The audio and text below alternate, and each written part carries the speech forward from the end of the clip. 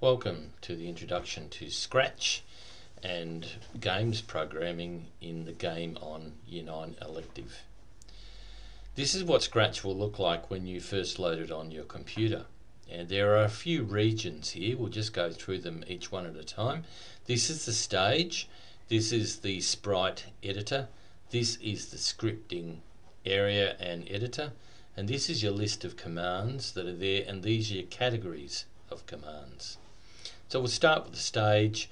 The stage is where everything happens as a result of what you've done with your programming, and this is where it all happens. So colour, movement, sound, music, all the rest of it will be put out through the stage.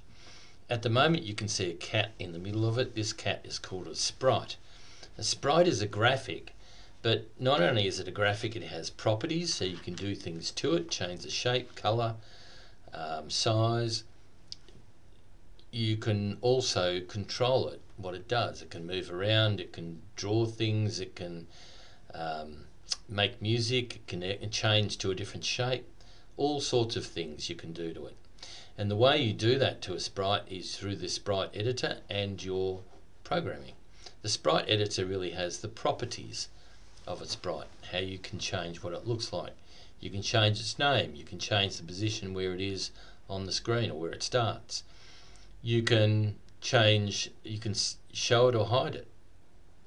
You can change the size. In this case I'm going to change it to 50% of where it is. All the rest is fine. If I click off it now, you'll see that the cat gets smaller. I'll need a couple of extra sprites too for the things that we're doing, so I'll click get a sprite. Here's your library of all shapes and sizes, and there's more categories along the top. I'm going to have a ball, but it's a bit big, so let's drop it down to 80% of what it should be. That's good. Up in the top corner, left hand corner there. And the final sprite we're going to make, I'm going to use bananas. There's our bananas. Oh, by the way, as you move this around, you'll see that these figures change because that's where the position it lands on in the screen. Now these bananas are too big, so I'm going to halve the size of them. 50%, and there we have a small bunch of bananas. Now, the first task of the Game On design project is that we make 3 shapes, and we draw 3 shapes on the screen: a square, a triangle and a circle, and they have to be a particular colour. So it's a red square, a green triangle and a blue circle. We can't draw anything until we add something, because there's no drawing commands here. So we go on to add extensions and click on pen, and suddenly have all these pen commands. So the first sprite we want to program is the ball. We click on ball. Now you'll notice when I double click the ball appears here in the top right hand corner of the scripting screen. That means I'm writing a program for the ball. If the bananas appear, then I'm writing it for the bananas. Make sure that you write the right instructions for the appropriate sprite.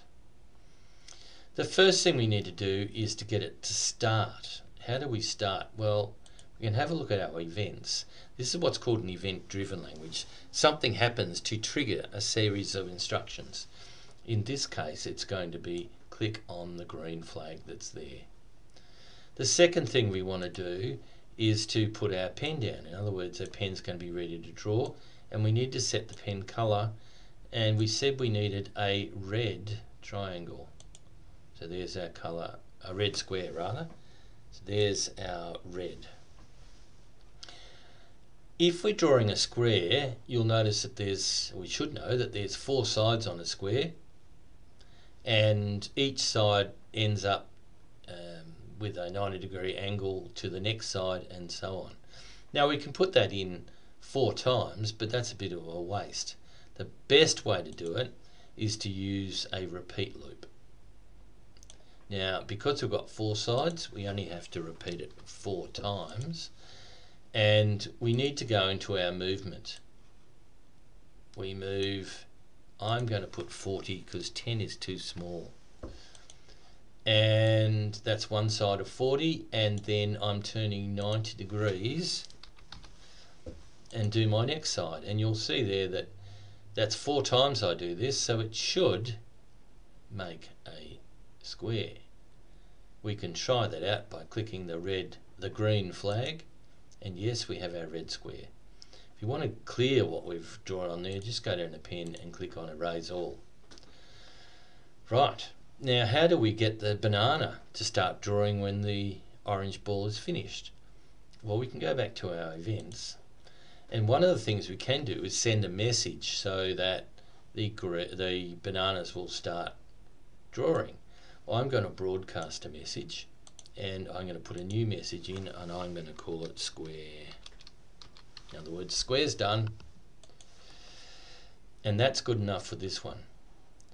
The next thing we can do is go to our bananas, because we're not programming for this anymore, we're programming for the bananas. And there, we could put this on, but that will bring us back to the start. Better still is when I receive the message square, what do? I put my pen down, I change the colour to green, and then I want to do a triangle. Now you should know that a triangle has 3 sides. So we're going to repeat a command 3 times. We'll make it 40. And we're going to our movement now. We're going to move. Repeat 3. Sorry, I messed that up. There's only 3 sides. This is the one we want 40 on. And then the turn will actually be bigger than a square because we're turning a bigger angle. It'll be 120 degrees. Alright, does this work? Well, let's try it. Yes, we have our red square and our green triangle. Now we need to start the cat here drawing a circle, so the thing we need to do is go back to our events.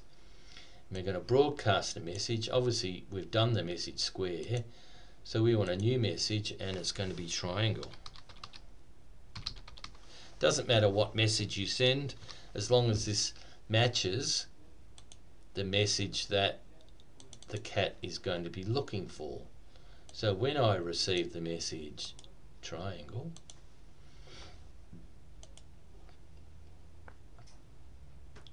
my pen is going down, the colour will be set. I want to set it to blue, which it is. That's handy. I'm going to repeat something because I'm drawing it over and over again. Now, circle's a bit trickier. How many degrees in a circle? 360. Go to movement.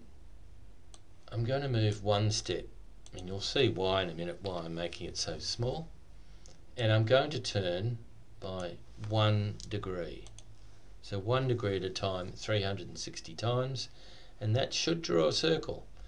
So let's go back and erase all that were there. Now we want to test whether the whole thing works. So we click our green flag, and here we go. Here's all our shapes being drawn on our screen. This is the task 1.